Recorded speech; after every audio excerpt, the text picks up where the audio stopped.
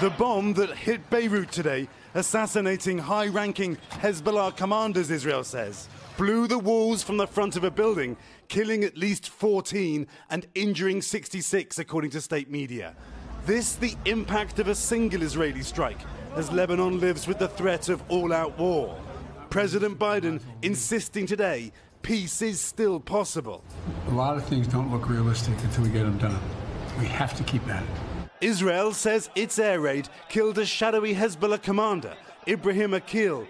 This picture of him from decades ago. The US accused him of involvement in two 1983 deadly bombings in Beirut, the US Embassy and the Marine Corps barracks. His life ended today by an Israeli jet over the same city.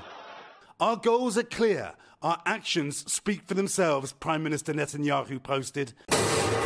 After a week that saw pagers and walkie-talkies explode in the hands of Hezbollah operatives, the dead and injured, including children.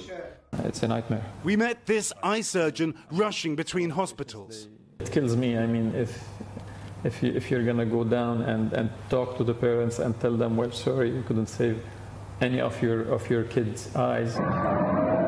Hezbollah returning fire today, launching Katyusha rockets over the border after an Israeli bombardment overnight.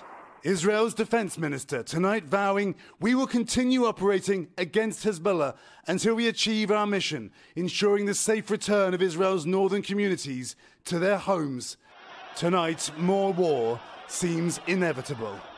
Keir Simmons is in Beirut tonight. Keir, you were there today when that strike happened. Lester, we heard the Israeli jet overhead, then minutes later saw pictures of the destruction. Lester, this is not what de-escalation looks like. Lester? All right, Keir Simmons in Beirut. Thanks. We'll turn now to break. Thanks for watching. Stay updated about breaking news and top stories on the NBC News app or follow us on social media.